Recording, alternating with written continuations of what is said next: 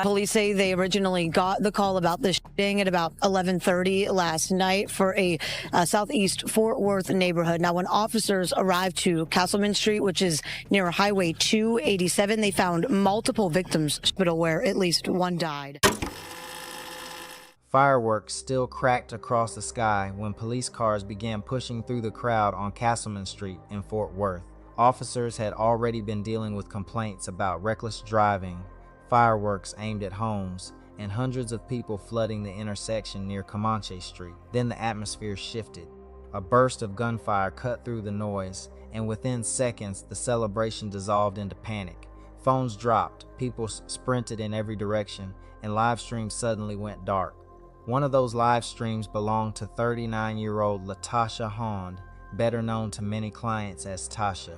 Long before investigators started sorting through shell casings and witness accounts, her videos had already captured pieces of the chaos building throughout the night.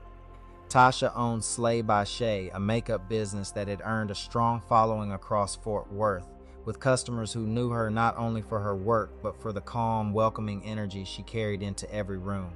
Her fiancé, Tommy Howard, later described her as someone who helped pull him through the grief of losing his previous fiancée to cancer years earlier. By late evening on July 4, 2024, the block party had grown far beyond a neighborhood gathering. Witnesses estimated nearly 300 people crowded the streets while drivers spun donuts through the intersection and fireworks exploded close to homes and parked vehicles. Tasha moved through the scene with her phone in hand, filming the excitement as music echoed down the block and police attempted to keep order nearby. In one clip, a firework detonated near a patrol vehicle while officers stood watching the swelling disorder. At that point, nobody in the crowd seemed to realize how quickly the night was collapsing.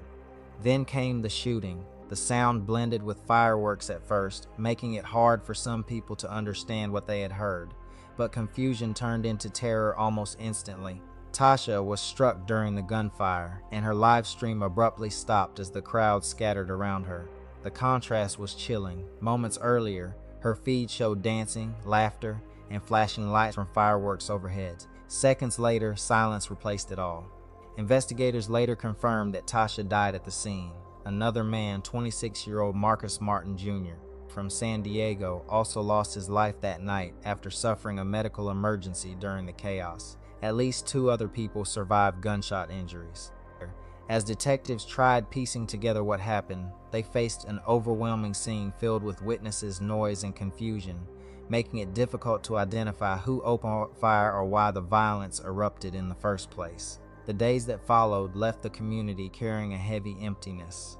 Slay by Shay temporarily shut its doors while tributes spread across social media from clients, friends, and relatives struggling to process the loss. Tommy Howard posted a photo of himself and Tasha together, alongside a short message mourning the future they no longer had.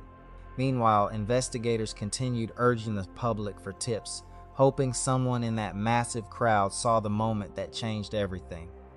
A neighborhood that gathered to celebrate Independence Day was now left searching for answers instead. The answers would have to come from the very pavement where the party had collapsed, and within hours, that search began. When detectives stepped onto Castleman Street, the celebration was already over. The pavement near the intersection of Castleman and Comanche carried scattered shell casings instead of fireworks debris, while patrol lights swept across damaged cars, frightened faces, and bodies lying where people had dropped moments earlier. Neighbors who had spent the evening outside with music and food now stood behind police tape in stunned silence. The shooters were gone by then, swallowed by the darkness before officers could lock the area down. For Tommy Howard, none of it felt real. Just minutes earlier, Tasha Hymond had been beside him in the crowd, recording pieces of the block party. The police done pulled up on us and riot girl, trying to shut us down, trying to shut down the festivities. Then gunfire tore through the street, and the woman known across Fort Worth for her makeup business and warm personality collapsed in the middle of the chaos. Officers held Howard back near the scene while paramedics moved around him, and all he could repeat was that she had just been standing there moments before. Investigators immediately faced a wall of silence. Detectives spread through the neighborhood collecting statements, knocking on doors, and trying to identify who had started the shooting, but the crowd that once filled the streets suddenly knew almost nothing. Some witnesses avoided eye contact altogether.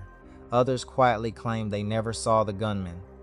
Even with hundreds of people present that night, fear controlled the scene long after the bullets stopped flying, because many residents understood the risk that can come with speaking publicly after violent incidents. The same live stream that had already shown the celebration's final seconds now became evidence. Police turned their attention toward digital evidence, including Tasha's live stream footage. The recording captured fragments of the disorder building throughout the evening before cutting off at the exact moment panic erupted. What detectives did recover from the street told a more complicated story. Multiple calibers of shell casings pointed toward more than one firearm, and ballistic patterns suggested gunmen may have fired from separate positions rather than from a single location. That finding changed the direction of the investigation. Detectives began considering whether the shooting erupted from an escalating confrontation or whether certain people in the crowd had been intentionally targeted. Tasha suffered multiple gunshot wounds, which led some investigators and community members to question whether she'd simply been caught in random crossfire. Others believed the violence carried a level of coordination that felt deliberate. Bullet damage found in nearby vehicles and homes reinforced the idea that rounds came from different angles across the intersection, turning the neighborhood into something closer to an open exchange of gunfire than one isolated outburst. As investigators dug deeper, several reluctant witnesses mentioned tension building earlier in the night around drivers performing donuts in the intersection. What started as reckless entertainment reportedly escalated after fireworks were thrown, and nearby residents became angry over the growing disorder. One anonymous witness recalled hearing someone shout for the drivers to stop shortly before shots rang out. Detectives still could not determine who fired first, but by then, the celebration had already crossed a line that nobody there could pull back from, leaving a community trapped between grief, fear, and unanswered questions. For days, those unanswered questions sat heavy over Fort Worth, and the silence seemed impenetrable. Then a crack appeared. 2 weeks after gunfire ripped through Castleman Street, investigators finally placed handcuffs on a suspect. Detectives arrested 21-year-old Todrick Rogers and charged him with murder, but inside the investigation, nobody treated the arrest like the end of the story. The arrest confirmed what the ballistics had already whispered across Castleman Street, that this was not the work of a single gunman. Ballistics evidence still pointed toward several weapons being fired that night, and detectives believed more than one shooter had been involved. Even after the arrest made headlines across Fort Worth, witnesses remained guarded, avoiding questions and refusing to identify who else may have been standing behind those triggers. While police searched for answers, Tasha Hymonds' family struggled through a different kind of battle. Cameras followed them through vigils, interviews, and funeral preparations as grief became painfully public. Her cousin, Pastor Felton Jenkins, spoke openly about the devastation, describing Tasha as someone who filled every interaction with warmth and affection. He told reporters their meetings always ended the same way: hugs, laughter, encouragement, and love, the kind of connection that now existed only in memory. His voice cracked as he called her his angel, repeating how deeply she had been loved throughout the community. For Tommy Howard, the loss reopened wounds that had never fully healed. Years earlier, he had already endured the death of another fiancée who passed away from cancer, and now violence had taken the woman he planned to build a future with next. Instead of spending nights privately mourning, he turned to social media hoping someone from the crowd would finally come forward. In one emotional message, he pleaded for witnesses to speak honestly about what they saw, insisting that somebody in that packed neighborhood knew more than they admitted. The response he received was mostly silence. Behind the scenes, detectives expanded the investigation far beyond the crime scene itself. Officers reviewed cell phone data, mapped who had been near Castleman Street during the shooting, and combed through social media accounts tied to people at the block party. During that process, investigators discovered a disturbing Facebook post connected to one attendee. Written only hours after the shooting, the message claimed that some people did not deserve to leave alive. Detectives questioned whether the statement reflected reckless online posturing or something more revealing tied directly to the violence. That discovery pushed investigators toward another possible angle. Police learned the account belonged to a young man reportedly associated with gang activity, raising concerns that the shooting may have involved retaliation or a targeted confrontation, rather than random disorder spilling out of control. As detectives dug deeper, the picture became harder to untangle.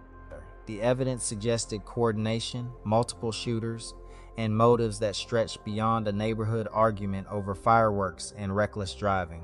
Some residents quietly feared retaliation could follow if people cooperated with police, which only tightened the silence hanging over the case.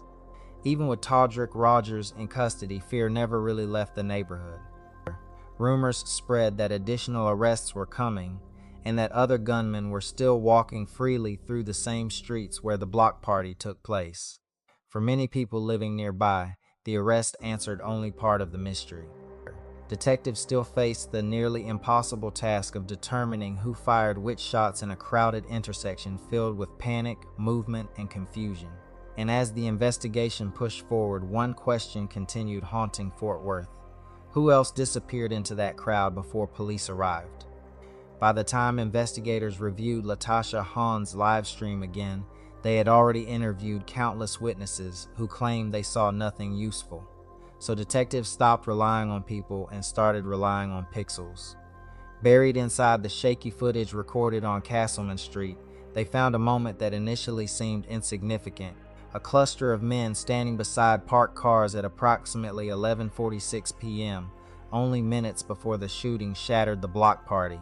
Fireworks exploded in the background, drowning out conversation, but the body language inside that small group carried visible tension. One man immediately drew investigators' attention. He wore a black hoodie and had a red bandana wrapped around his details that stood out once detectives slowed the footage frame by frame. At one point, the man looked directly toward Tasha's phone as she filmed nearby. His reaction appeared sharp and uncomfortable, almost as if he realized the camera had captured something he did not want recorded. Moments later, he leaned toward another man wearing a white tank top and spoke quietly before Tasha turned her phone away from them. Crime lab analysts then began enhancing the footage. Technicians adjusted lighting, stabilized the grainy image, and sharpened facial features hidden beneath the poor nighttime quality. As the image became clearer, investigators noticed a distinct scar running along the man's jawline. Detectives cross-referenced the enhanced still against booking photographs already in the system, and the search produced a match faster than expected. The man was identified as Javon Matthews, also known locally as J-Rock, a documented gang associate with prior weapons-related arrests. But by the time police identified him, he had already disappeared. That disappearance shifted the entire investigation. Detectives started questioning whether the shooting had truly erupted from random chaos, or whether certain people at the gathering already knew violence was coming. Some investigators considered another possibility entirely, that Tasha's live stream accidentally captured activity leading up to the gunfire, making her footage dangerous to the wrong individuals. When police searched through her social media history, they discovered a strange comment left online only hours before the block party began. The message read, "You always in the wrong place at the wrong time." At first glance, it looked meaningless, just another passing remark online. After the shooting, though, detectives viewed it differently. Meanwhile, officers across Fort Worth worked aggressively to locate Matthews. Police searched addresses tied to relatives, former girlfriends, and known associates, but every lead collapsed into another dead end. His bank activity stopped. His phone disappeared from the grid. Investigators even placed people close to him under surveillance, hoping pressure would force someone into making a mistake. Eventually, they intercepted a conversation involving two people connected to Matthews' inner circle. During the call, one speaker insisted authorities had nothing linking him to the crime, while another reminded him police were actively searching for him throughout the city. For detectives, that phone call confirmed one critical fact: Matthews had not fled far. On July 26, 2024, nearly 3 weeks after the shooting, a SWAT team moved into an apartment complex on the east side of Fort Worth after tracking new information tied to his whereabouts. Officers surrounded the building before entering, and investigators later said Matthews attempted to escape through a rear exit before police caught him. He surrendered without violence. But detectives remained focused on one question above all others: why had he spent weeks hiding if he had nothing to do with the shooting? During questioning, Matthews reportedly leaned back and delivered a response investigators would not forget, telling them they still did not know even half of the story. Now pause and think like a detective. Who was the third shooter? And was Tasha collateral damage, or was her camera the reason she was silenced? Drop your theory in the comments. I read every single one. Detectives thought the case was finally narrowing once Javon Matthews entered custody. Instead, the investigation widened again. Matthews revealed that 3 different gunmen had opened fire on Castleman Street that night, not 2, as police initially suspected, and according to him, the third shooter still remained free. What unsettled investigators even more was his claim that the violence had not erupted by accident. The fireworks, reckless driving, and arguments flooding the intersection had allegedly created cover for something planned long before July 4th began. Inside the interview room, Matthews did not behave the way detectives expected. Investigators prepared for denial, silence, or anger, but instead they found a man visibly frightened by what might happen if he spoke openly. During questioning, he admitted firing his weapon during the chaos, though he insisted someone else directed the operation. Matthews claimed the gathering on Fort Worth's Castleman Street served as camouflage for a targeted attack hidden inside a crowded celebration. According to him, police had spent weeks treating the shooting like uncontrolled street violence, while the actual motive remained buried underneath the confusion. That statement forced investigators to reconsider one assumption that shaped the case from the beginning. Many people believed Tasha Hymond had simply crossed paths with gunfire meant for nobody in particular. Matthews challenged that narrative completely. He told detectives someone at the block party had been selected ahead of time, though he insisted Tasha was never the intended target. When detectives pressured Matthews for the identity of the third gunman, his composure cracked. He reportedly warned investigators they could not keep him alive if he cooperated fully, because the final shooter held far more influence than anyone realized. Eventually, Matthews identified the third participant as Darnell Foster, someone investigators never expected to hear named.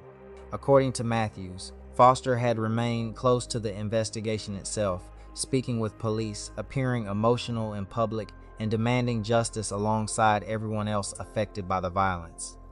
That revelation pushed detectives toward a connection hidden months before the shooting. Investigators uncovered information linking Foster and Marcus Martin Jr. to a failed drug transaction that reportedly occurred 4 months earlier. Authorities learned the deal involved a missing shipment along with approximately $50,000 that could not be accounted for afterward.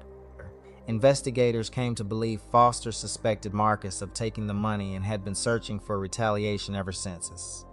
Matthews claimed July 4th offered the perfect setting for revenge: loud fireworks masking gunshots, packed streets creating confusion, and enough panic afterward to hide a targeted killing inside what looked like total disorder. But even with this new direction, detectives still faced one haunting possibility. How many people in that crowd knew exactly why Marcus Martin died and chose never to speak? What investigators built from Javon Matthews' statements changed the entire shape of the case. As the pieces came together, detectives mapped out a coordinated plan rather than a spontaneous outbreak. According to the reconstruction, the block party in Fort Worth had been used as cover, with multiple armed individuals positioned ahead of time, including instructions tied to escalation. When Marcus Martin Jr. was identified in the crowd, the first rounds were directed toward him, and the situation rapidly fractured as return fire erupted, turning the intersection into overlapping chaos. In that same sequence, investigators concluded that Tasha Hymond had been recording the gathering when she unknowingly documented key moments involving armed individuals before the gunfire began. As shots broke out, she moved through the crowd and ended up in the active line of fire during the collapse of order. Meanwhile, authorities determined that Darnell Foster left the area before law enforcement reached Castleman Street, taking advantage of the confusion to avoid immediate identification and linking back to the planning behind the attack.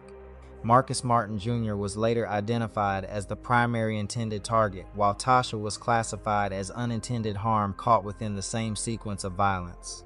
The final arrest came on August 2, 2024. Acting on intelligence, SWAT units surrounded a motel near Highway 30 in Fort Worth, where Foster had been hiding while preparing to leave the state. Officers moved in before he could escape and took him into custody without resistance. He now faced multiple charges, including first-degree murder related to Marcus Martin Jr., second-degree murder connected to Tasha Hymond, aggravated assault involving additional victims, and unlawful firearm possession. The investigation had reached its central figure. For the families, the arrest brought a complicated sense of closure. Tommy Howard reacted emotionally when he learned of the developments, struggling with the weight of everything that had unfolded. In the days that followed, Pastor Felton Jenkins spoke publicly, urging his community during a Sunday service to break the cycle that had led to so much loss. His message centered on prevention, not revenge, emphasizing how quickly everyday gatherings can turn into permanent tragedy. Over the following year, the legal outcomes were finalized. Todrick Rogers received a 25-year sentence for manslaughter, while Matthews was sentenced to 15 years on reduced charges after cooperating. Foster received life imprisonment without parole as the court identified him as the central planner behind the attack. Even with conviction secured, the outcome did not erase what happened that night. The shooting left a lasting mark on families in the wider community, particularly in the case of Tasha Hymond, remembered not only as a victim but as a mother, fiancée, daughter, and friend. Her story now stands as a reminder of how silence around violence allows it to continue unchecked, and why speaking up can change what happens next. In the end, this case always returns to Tasha Hymond, whose life was taken during a moment of chaos that should never have unfolded. What began as a public celebration turned into a scene of irreversible loss within minutes, leaving her family to carry a silence that no verdict can truly repair. She wasn't part of the conflict, yet she was pulled into its consequences in a way no one could have predicted. Even with arrest and conviction secured, the absence she left behind remains unchanged, and that weight continues to sit with everyone who knew her. This case shows how quickly violence can erase ordinary moments and ordinary people, turning something joyful into permanent grief. It also highlights how fear and silence within a community can allow harm to spread further without interruption. In remembering Tasha, we're reminded that speaking up early can sometimes be the difference between prevention and irreversible loss. If this story moved you, take a moment to share it and help spread awareness. Sometimes one share is enough to reach someone who needs to hear it, or to keep a case like this from fading into silence. For more real cases and deeper investigations, make sure to subscribe so you don't miss what comes next.